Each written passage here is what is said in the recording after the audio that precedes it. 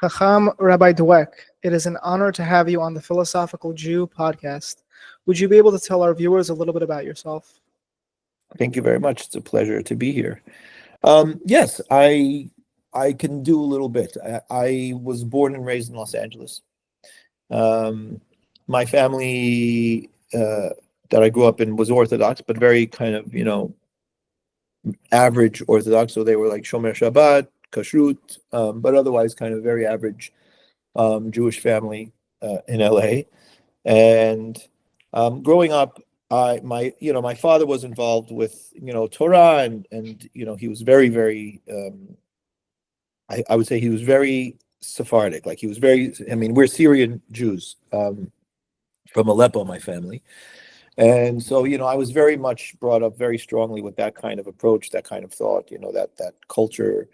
And he, raised me basically on the stories of his rabbis, Hakham Rabbi Abadi and Hakham Yaakov Kassin, who was the chief rabbi of the Syrian community in New York, and others. And, their photos were in the house. I grew up literally looking at their photos regularly. And I kind of envied him a little bit. I wanted to have that. And I felt like I just didn't have, access to it.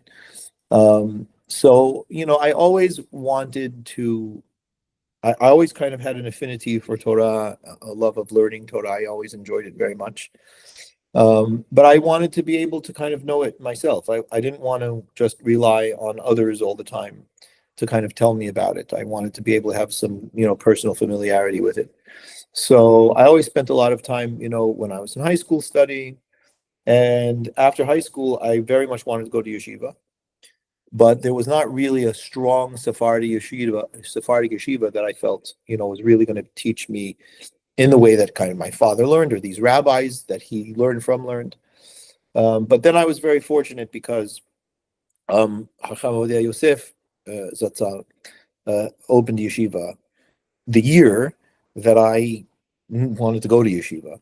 And through a whole confluence of events, I ended up there in Chazon Obadiah, and the Rosh Yeshiva was Chaim Yitzhak Yosef, who was previously Shon Zion. And I went there, and I studied there for 2 years, and from 18 to 20. And when I was 20, I was ready to go back. I was actually going to go back and study in university, and I was planning to study psychology. But he, hearing that I was going to go back, insisted that I stay. And then he said, "I have, a girl for you to meet." I said, "Well, I'm a little bit too young to get married. I'm not getting married at 20 years old."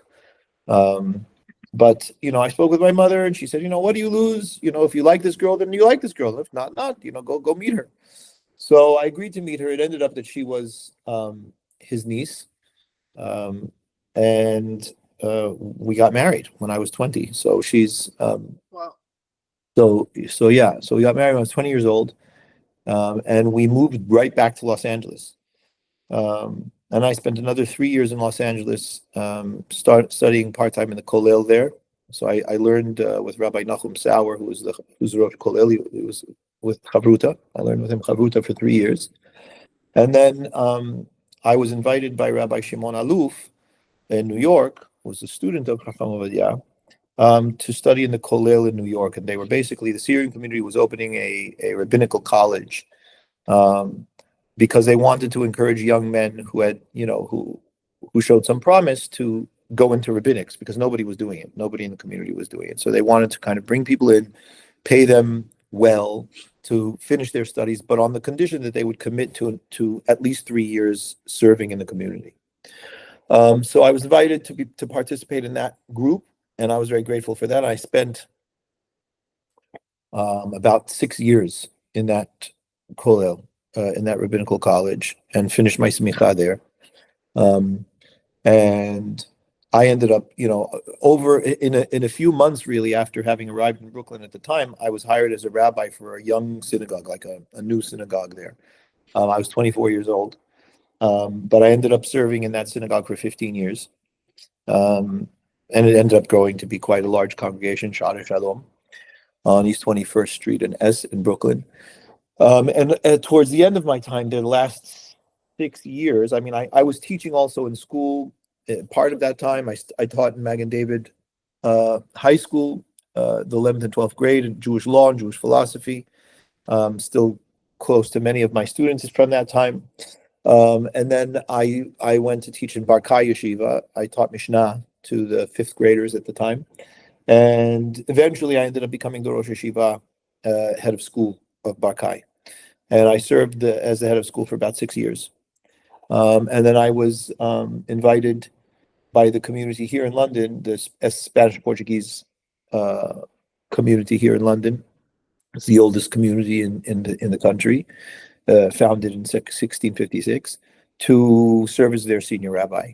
So I moved to London in 2014, and I've been here since. And in the end of this year, my family and I will be making Aliyah, Bezrat Hashem, to Israel. So that's it. Thank you. All right. Well, if anybody wants to update your Wikipedia page, they can use the past. Yes, there's all of that is there in more detail. Yeah. Okay, fantastic. So, Rabbi Dweck, you also have an online Beit Midrash, the Chabura, and I've heard you mention many times there that you view the Rambam. He had a very profound influence on you, and that you view the Rambam as a North Star of yours. What is it about the thought of Rambam, Maimonides, as opposed to the numerous Jewish scholars of the medieval age, which has resonated so profoundly with you? Yeah. Well, I mean, it doesn't. I don't need to say that Rambam was and is unmatched. I mean, there is really no one in all of Jewish history quite like him. The reason why I call him my North Star is because he's not all that I read. I try to read quite broadly, but I always come back to him in terms of the guide, right? In terms of my direction, in terms of my ultimate focus. And the reason for that is because there's many reasons for that. I gave a class a while back called, I think I called it "Why I'm a Rambam Addict," but that was just for sensationalism. But basically, I went through, and then I actually wrote a Substack article on this, right? Where I explain, what is it about the Rambam. But ultimately, it's not just his thinking. It is very much his thinking, but Rambam uniquely is a master and comfortable, not only in the world of Torah and in the world of what we would, for lack of a better term, call secular aspects. I don't think that Rambam saw these things necessarily as what we would consider secular. I think that Rambam saw all of this as a means to knowing God. Right? Rambam writes in Hilchot Deot that our ultimate goal is simply to know God, and that everything that we do needs to be aimed at that goal. And he explains, how it is that all the mundane aspects of life, ultimately can be aimed towards that goal. And so to him, studying the world, which he saw and sees as an expression of God, is a means to knowing God. So he never found he never felt that there was this this resistance or dichotomy or dissonance between the world and Torah. To him, Torah was a framework. It was a lens through which to see the entire world. And even in Torah, I mean, Rambam is as much a thinker in Torah, right, and dealing with for lack of a better term, the philosophical aspects of Torah as he is the legal aspects of Torah. I mean, he's a giant in both areas. And very often, you find one or the other, but not necessarily both. I'm not saying that it doesn't exist. I mean, there were rabbis who were very, very strong in both. But he was a master in both. And there is essentially no aspect of Torah that Rambam has not brought some light to and thought to and clarity to. And he did it in such a comprehensive and systematic way that I just don't know another person, another work, another authority like that genuinely can serve as a framework for the entirety of Jewish thought and life. Now, that's not to say that Rambam says everything about everything. He does not. But it absolutely works. He absolutely has presented us with a very robust framework for thinking and for approach. And in addition to that, he is grounded in rationality. He, at the same time, does not shun metaphysics and spirituality and, things that cannot just simply be defined in rational terms. He knows the limits of reason and incorporates them. So for me, it's that. It's just that it's the comprehensiveness, it's the rigor of thought, it is the universal embrace of Torah in the world. It's all of those things and more, but those are the core elements of it.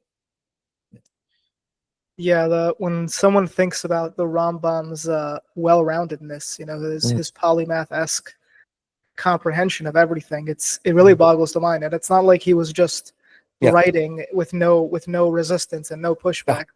He was constantly admired in controversy. It's really staggering. I mean, he was just a super genius, an unbelievable figure. Yeah, I mean, really, really. Yeah. And he, so another one of the things that I really admire about him, when he knew that he was right about something, he pulled no punches. He was just very, very strong and straightforward about it. And yet he was,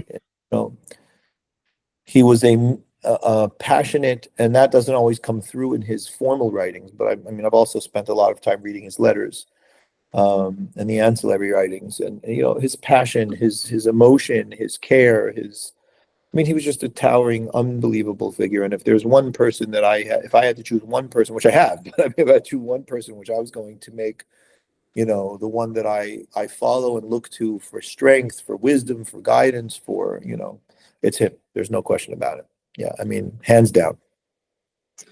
Yeah, I mean, the Rambam remains in all Jewish homes as a guide, as our rock in some way, besides the Torah and the Talmud. So he really is one of the most profound figures of Judaism, and I think he has a lesson which is overlooked nowadays. It's one of his, in my opinion, it's one of his most overlooked lessons on theology, which can help sort of dissipate a lot of confusion that we have nowadays. So in his Guide for the Perplexed, in his Moreh Nevuchim, he writes that if someone doesn't understand the language that someone else is speaking, you can tell that someone else is speaking, but you can't tell what they mean. It could be worse if the words in the hearer's language happen to mean the opposite of what the speaker meant, and the hearer assumes they mean the same thing. And he says this is exactly what happens with the masses and prophetic language. Yeah.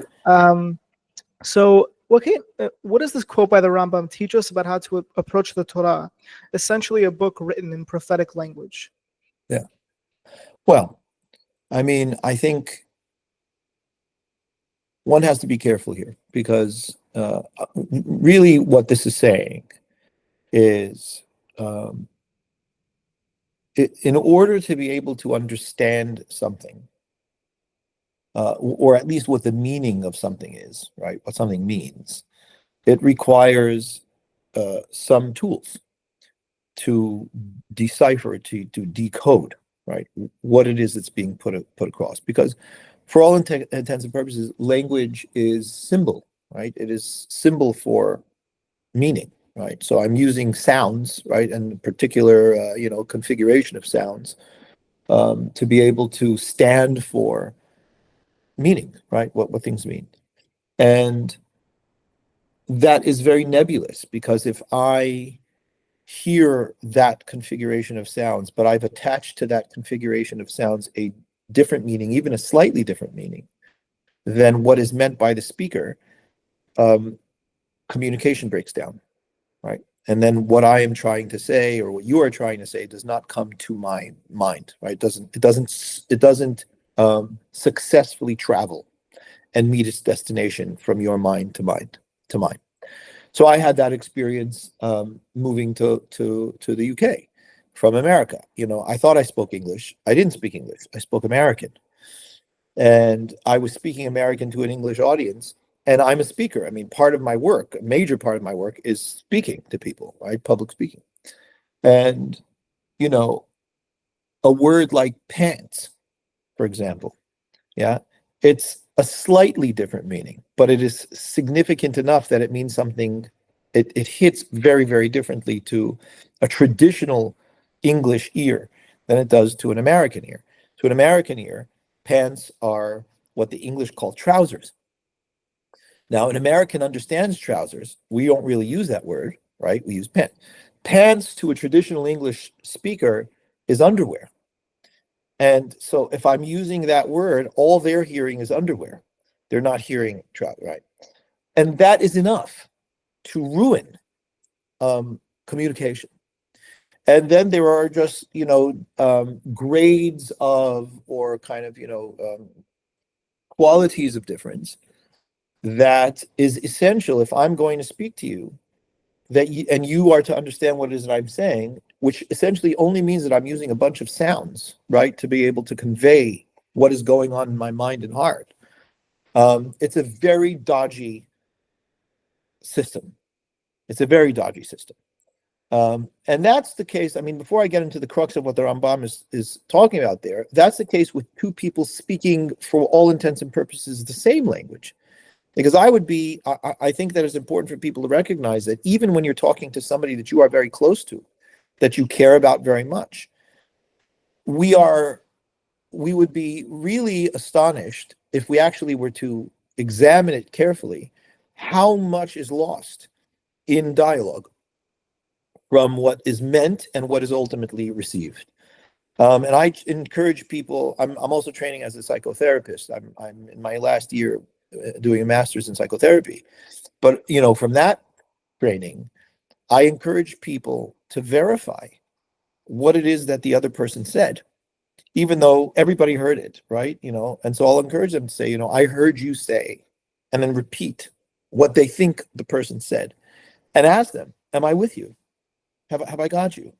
And very often the person who had just spoken says, well, not exactly. Let me repeat. So I think that when we understand that base, we're basically dealing with frames. Yeah.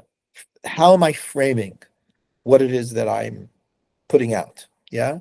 And do you have the same frame or the same lens as I do in order to be able to really get what it is that I'm putting out? So, another analogy to this may be, with digital communication. So, if I send you a text on my phone, right? It's not like those words fly out from my phone into the air. I don't see the words flying out into the air into your phone. I mean, there's digital coding. That travels, through satellite and so on. And if you have the right device to receive the code, your phone will express it in the way that I wrote it. It may not express it entirely how I meant it, because I may have meant it jokingly and you don't get the joke, right? Or, as that comes across, you're missing that bit, whatever it is. But ultimately, if I don't have the right decoding and it comes out in some kind of jumbled way, that's all you know. That's all you see. So what Rambam is saying here, based on that massive, introductory point, what he's saying is just because you hear words does not mean that you understand the words. So I could say pants, and you hear underwear when I mean trousers, right? Or whatever the case may be. And that is very much the nature of the language of Torah on many levels, right? So Rambam's talking about prophetic language. Well, prophetic language, what we have to understand is, as it is, prophetic language is metaphoric, right? It's metaphorical. It is taking some kind of perceived consciousness that is transmitted not necessarily in language. Now the prophet needs to be able to convey this in language. And even though we have tradition that Moshe Rabbeinu heard it in language, right, from HaKadosh Baruch Hu, regardless, it's still coded, right? In other words, you need to understand what is meant by these terms, by this word, by this phrase, and so on and so forth. And that takes a study of the language. So it took me some time to learn how to speak English in a way that English people in the UK would really get without speed bumps, right? Without having to adjust things in their head when they hear me. And that's really all it is that Rambam is saying. He's saying that the prophets speak in a way that in order to be able to understand them, you need to know their language. And just because you hear the words and you think you know what the words mean, if you haven't learned their lingo as it is, right? Well, then you're not really hearing them. You're not really understanding what it is that they're saying. And what Rambam attempted to do was to kind of teach that language, which is why the opening of the Moreh Nebuchim is all words. It's all just treatments of words. It's like, here, let me tell you what this word means. Let me tell you what this word means. Let me tell you what this word means, right? Which is completely understandable, if that's what you're doing. So, yeah, I think, that's essentially it. I don't know if there's more that you want to unpack on that, but that's essentially what he's saying. I think that's just a really fascinating way of putting it. Your own experience of having to tweak the English that you speak on, even on such a small word. And we're dealing with something which is the divine bedrock of three Abrahamic religions in some way. And we're just we assume that we know what it means on a face value reading. But the Jews have a very long history of an oral tradition. And not only that, the Rambam says there is a limit to what language can convey. And sometimes you need imagery. You need imagery, and it's just there's somewhere where language fails. There's more than somewhere. There is a very big space, in conceptual understanding where language fails, which is why the Hachamim say, with the most metaphysical aspects, language is not robust enough to convey the wholeness, right? The entirety of an idea, or even several concepts. As a carrier, right? It just does not hold enough. And so that's why the Hachamim say, for example, if you're really going to get this stuff, you need to be able to know it from Rashi Prakim, right? From subject headings. You need to be able to mivin davar mitoch davar, right? To get something, the depths of something when only a little bit of it is expressed, right? And to be able to understand it. There's no question about the fact that there is a great deal in conscious awareness, conception, conceptualization, perception, that language will dilute inevitably, right? When it has to be linearly conveyed, right? In parsing a stream of words or a string of words together in order to be able to get, the depth of what it is that a human conscious awareness can perceive, if that makes sense. Yeah. Of course, I think that makes a lot of sense. I think it's very beautiful. It reminds me of this quote by Chaim Potok, and he basically says, "How boring would it be if God created a book with only one interpretation?" Yeah, right. And I always think about that quote. Yeah, but it's not just. I think it's not just boring. I think there's a reason why the Torah is referred to as a shirah. Right, we have tradition that at the end of the book, Hakadosh Baruch Hu says to Moshe, "Kitvu lachem shirah hazon." Write for yourself this poem. So the simple meaning is ha'azinu, right? Ha'azinu is a poem, but Chazal see the entirety of Torah as a shirah, and that means that the entirety of Torah has a poetic aspect to it. And one of the beautiful and very important elements of poetry is that it has layered meaning. It has sometimes even contradictory meaning, right, in it. And that's that's the power of poetry, that it's able to do that. And I think that it's not just that it's boring, it's that if that were the case, right, it really would not work to achieve what it is meant to achieve, which is to be essentially a framework for living life in reality. Reality is far too robust, right, to have only a linear, singular meaning to it. So somehow Torah needs to be able to house that, to hold that, or at least facilitate the engagement with that. Yeah. Definitely, that's a very good way of putting it. I think that this will be a good lead into the next question, which is that Hakham Dweck, in the current climate, Judaism both appears stronger than ever and simultaneously has a rampant off the derech problem. I don't think it'd be an exaggeration to attribute some of this to the rise of scientific familiarity amongst the masses and the Torah's seeming incompatibility with it. For example, many of us who accept evolution and the Big Bang recognize that it is simply incompatible with the Torah's description of events.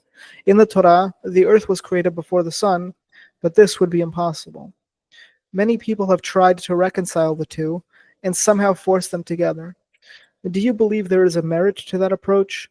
If there is, when is it appropriate? And if not, how do we read the Torah in such instances? Can the idea of prophetic language help us to navigate this terrain? Yeah. Well, there's a lot in that question. The first thing that I'll say is I'm not 100% sure that Judaism is stronger than ever right now.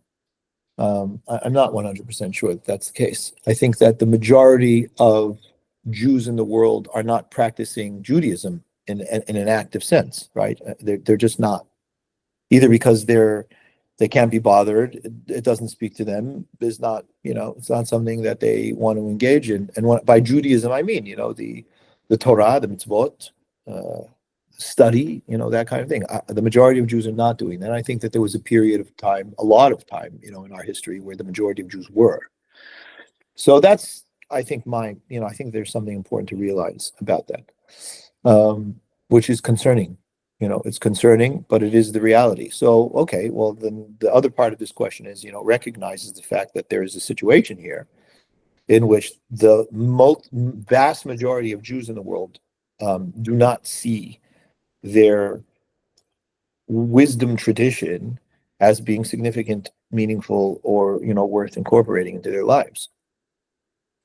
Now, how old are you? Can I ask you? I'm sorry to put you on the spot. How old are you? Of course, yeah, I'm 26.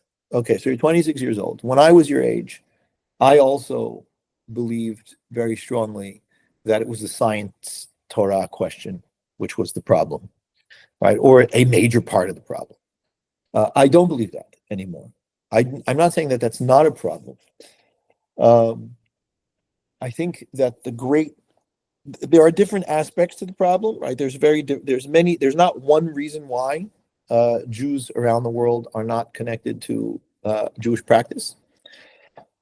I do think, to a great degree, there is something about relevance, right? Which that speaks to, right? The science and Torah question speaks to, right? If I know the natural world, works in a particular way, and I look to my Torah, and my Torah is completely, or at least in very at least on the surface, completely oblivious to the way that I know my world, that I, the term I often use, you have to check your reality at the door when you come into a Torah discussion. Yeah, sure, that's going to be an issue. But I think that it's an issue that exacerbates. It exacerbates because I think the majority of Jews are not engaging in Torah, not because intellectually it is problematic for them. I think the first place that there's disconnect is that in terms of their own families, in terms of their own communities, it is not the frame of their life. And that, you say what came first, chicken or the egg, but that is a problem that starts there and then is exacerbated, because if it's not happening in my family, then it's not going to happen in the family that I develop, and then it's not going to happen in theirs, and then maybe somebody will get so distant from it and so kind of starved for it that they'll come back, right, and try to find something and so on. But ultimately, that is a major part of it, right? We are not as a community and as a people ensuring or valuing the Jewish practice in terms of our family lives, in terms of our children.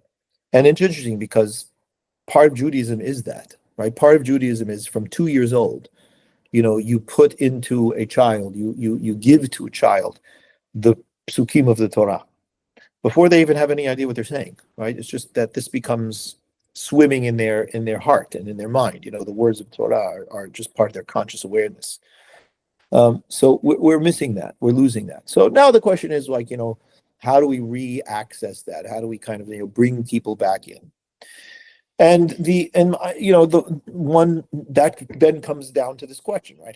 How do you do that? Well, I mean, it does have to be relevant. I mean, there's no question about the fact that Torah needs to be relevant, it needs to be accessible, it needs to be something that people believe is not just some ancient parochial dogma, but something that is alive, relevant, robust, and broad enough, intricate enough, deep enough to be able to deal with real serious life issues and real serious natural and realistic problems. I believe 100% that Torah is entirely capable of that. Unfortunately, very often, although I'm not saying across the board, but very often, it's not presented that way. So there's no question in my mind, that there's no issue whatsoever between science and Torah, nor should there ever be. And this is one of the things that Rambam writes. He said, look, I mean, if I was proven without a question, without a doubt, that reality was a certain way, he was happened to have been in the context of speaking, talking about the question of Aristotle's assertion that that the world has always existed, and together with God, because he had a problem with God creating anything. If somebody were to prove to me without a shadow of a doubt that were the case, I would reread Genesis, he said. I would reread Genesis and be Doresh Genesis in tandem with that. And what Rambam essentially is saying there is, look, God authored the world as well, right? And if I see emphatically, right, that the world is working in a particular way, then my understanding of Torah needs adjustment. Yeah. And so people are very afraid of that, right? There's this idea that Torah, at its surface, right, is simply speaking to me the way that things are. And that's nothing could be further from the truth, right? That's absolutely not the case. I mean, every one of the Rishonim practically, including the Hachamim of the Talmud, say, at least with regards to Bereshit, right, the Genesis story, that it is not to be taken as face value at all, right? And that it can be looked at as absolute folly if it's taken at face value. So, I mean, people feel that, they disregard that, and they feel that they're not being faithful to Torah if they don't take it at face value and just read it as it is, as it's just explicit statements. But, as Rambam writes in his introduction to Perek Chelek of Sanhedrin, with regards to the midrashim of the Hachamim, right? These parables, these drashot that the Hachamim have, that sometimes sound a bit fantastical or, non-rational, that they are dragging the Hachamim into the mud, basically, if they read them literally, because the Hachamim are trying to portray deep and elaborate ideas through very important metaphors. And now, when it comes to the Torah, I want to be very careful here, because I don't want people to misunderstand what I'm saying, because I have a very specific view about this. I am not saying that the story of Bereshit is a metaphor, which people tend to usually understand to mean did not happen, and it's just being told to teach ideas.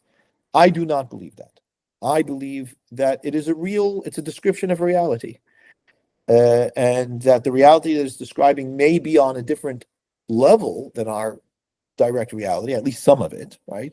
And that there's such, we are more equipped today to be able to understand that there are different levels of reality, and that the Torah was using a literary mode to be able to convey layers of reality, right? So there, and it does it in a very, very interesting way. But that takes patience. It takes conviction. It takes perseverance. It takes focus to be able to really get it, to really study it, to really delve into it and do it appropriately. I mean, I taught Bereshit when I was in Brooklyn on Shabbat morning before Shacharit. And we literally did 1 to 2 psukim a week. And we went through over a year, the whole of, the first chapter just of the Bereshit story. So, people need to take Torah a little bit more seriously. They need to take the world a little bit more seriously. They need to be able to understand the rules, for lack of a better term, in terms of how it is that Torah is meant to be studied and what it is that we do in terms of our treatment of that study. So, there's a lot more that can be said about that, but that's essentially the point. So if Torah is going to be relevant, we need to see Torah for what it is meant to be, and that is that it should be a framework for reality. And if you study the Talmud, that's the way the Hachamim dealt with it. I mean, there is nothing in the world that was off limits in the discussions of the Talmud. There was nothing in human experience that was off limits in this discussion of Talmud. Everything was expressed, entertained, and dealt with in the frame of Torah. And it's a shame that unfortunately we don't have that today. I think that a lot of it has to do with fear. We've been through a tremendous amount of persecution and loss and pain and difficulty. So when I was 26 years old, I was much more critical of it.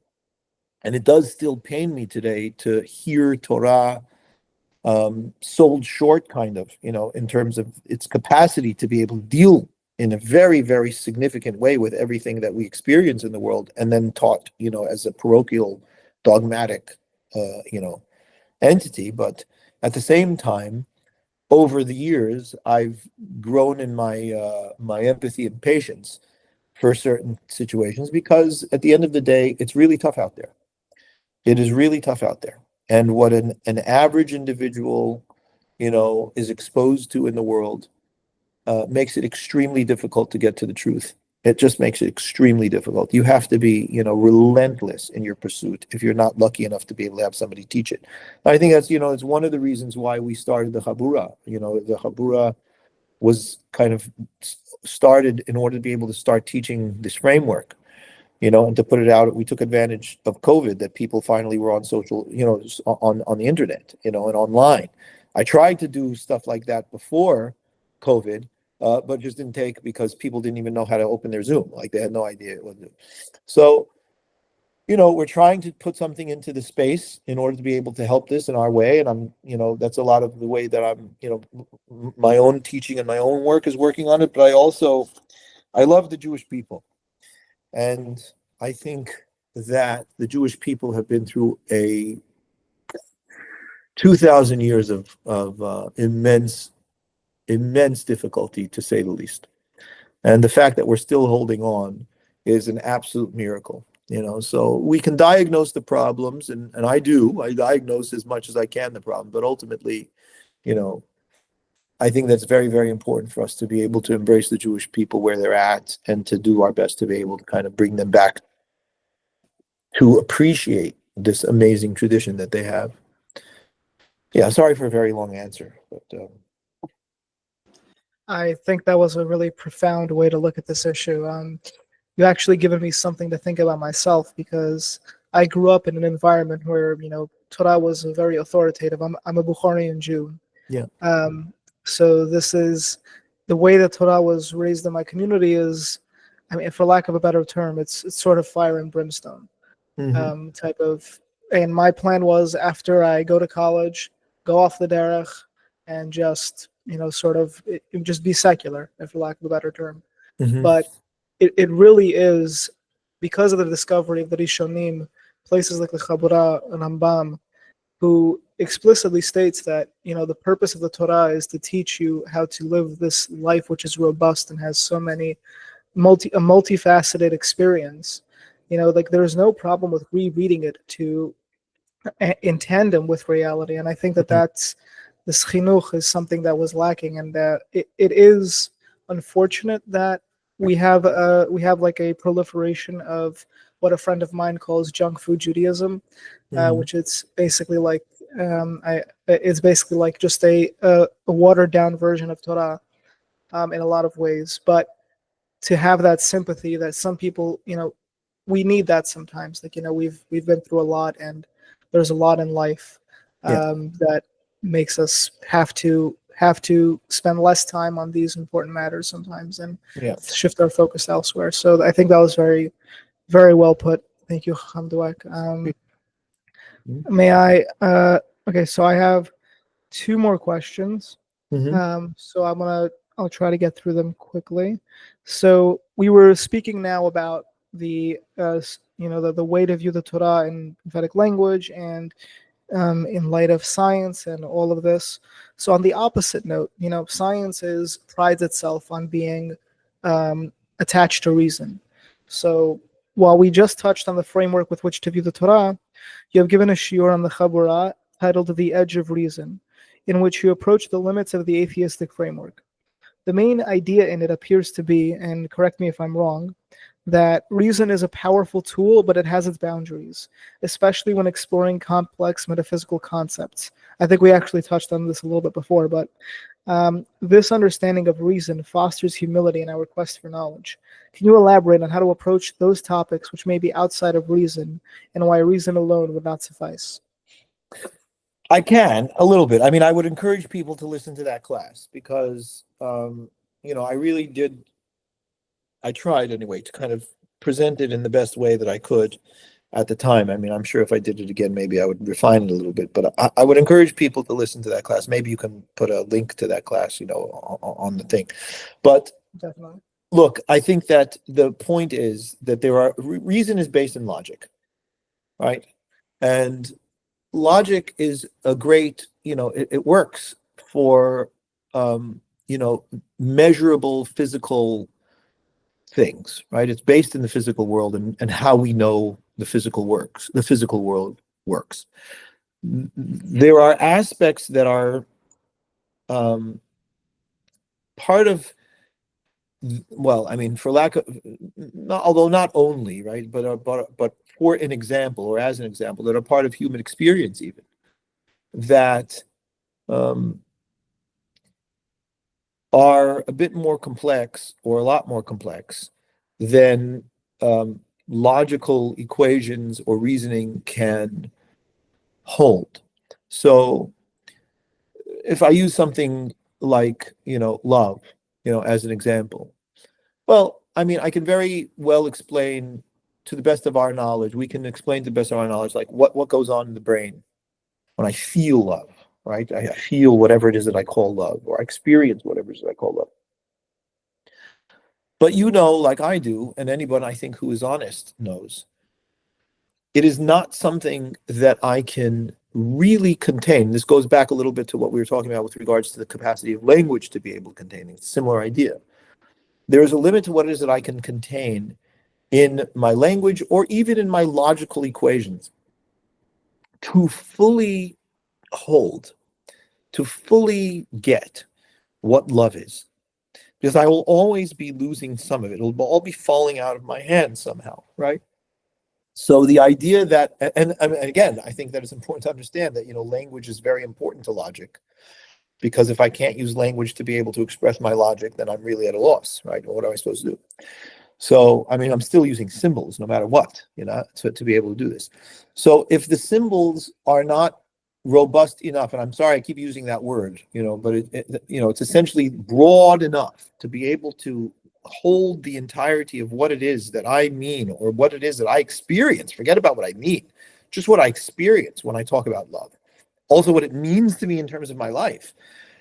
You can't write 10 books, not 100 books, that would properly encompass it, right? It just fails to be able to fully hold it all. And yet I can experience the whole of it, right? It lives somehow in me, in the mutual human experience in the world.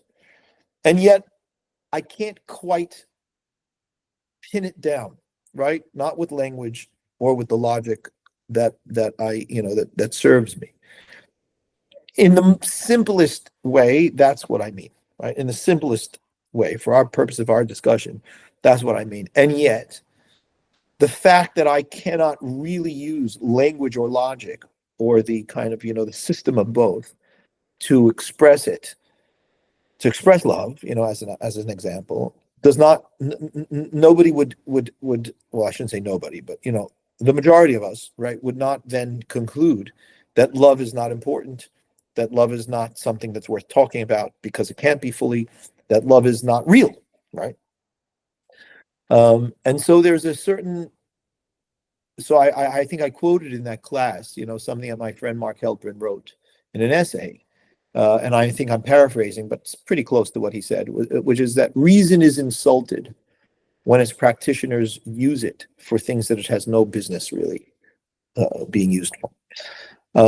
And that's the idea. There are certain things in which we have to use other means in order to be able to express them. And I will say, being benevolent, I'm not a huge fan of Jordan Peterson for many, many reasons. although I do respect him and I do recognize the value that he brings to the table sometimes.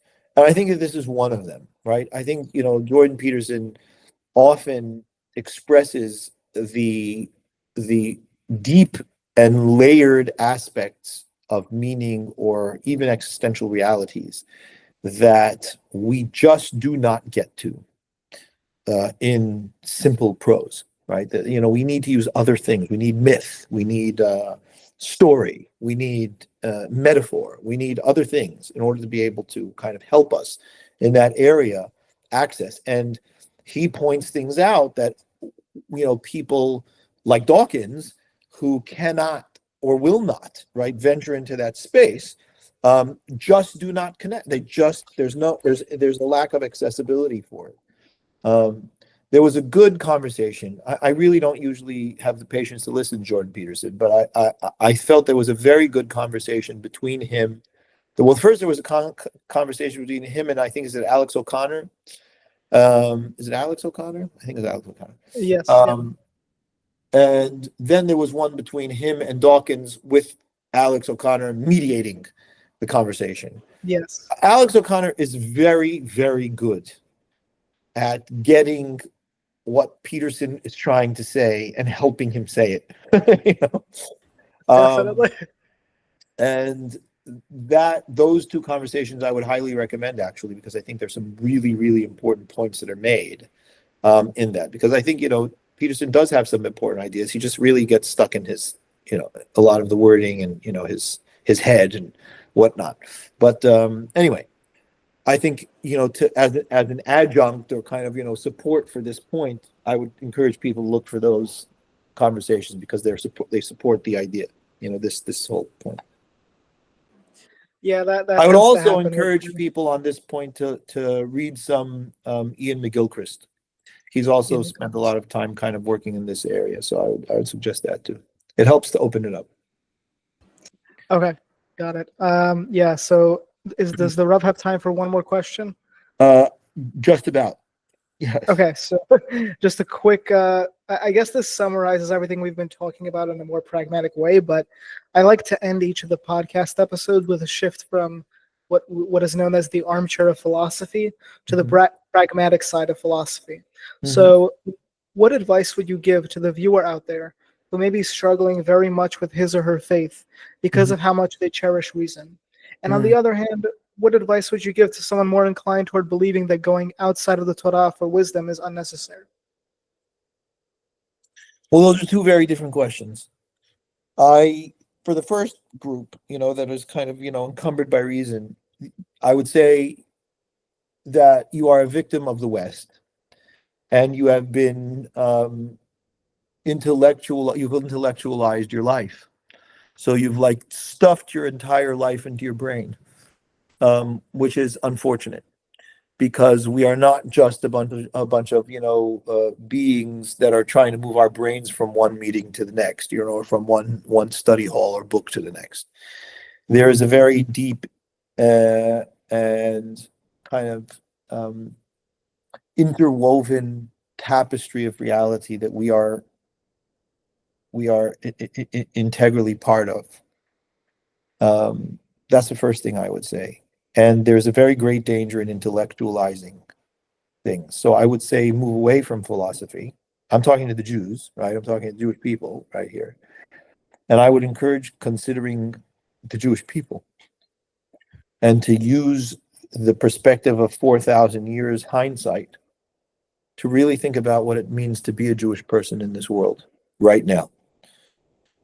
I say often, we shouldn't be here, realistically. There's no reason why the Jewish people should still be a distinct people with a distinct 4 millennia old identity, developing and thriving as we are, especially since we've been burned by the fires of the world for a great majority of our time on this world. Consider what it means to be that. Consider who else on this planet even resembles the Jewish people in that regard. And then consider that, interestingly, in our tradition, right, in our written tradition, this is all part of the story. It's predicted. it is told that this is who we're going to be.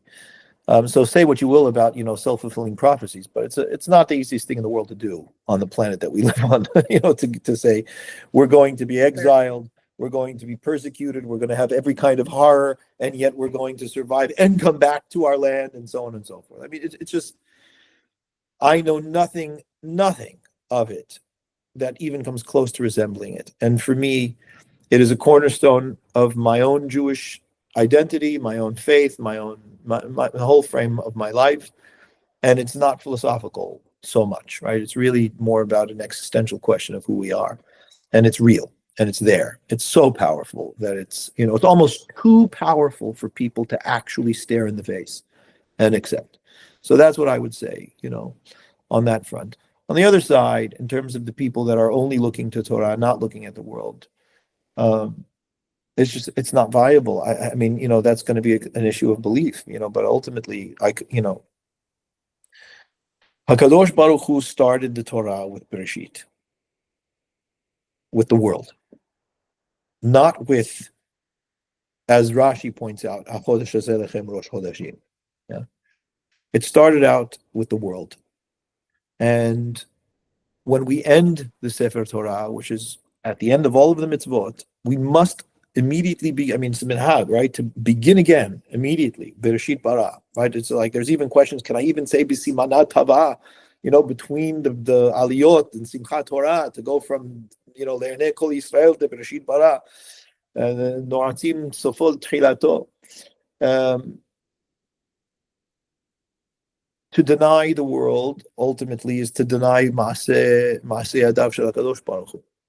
And it is quite an elaborate distraction if it is meant to simply be a test of distraction. And we disregard it at our own peril. Yeah, so they will say, well, there's peril in paying attention to it.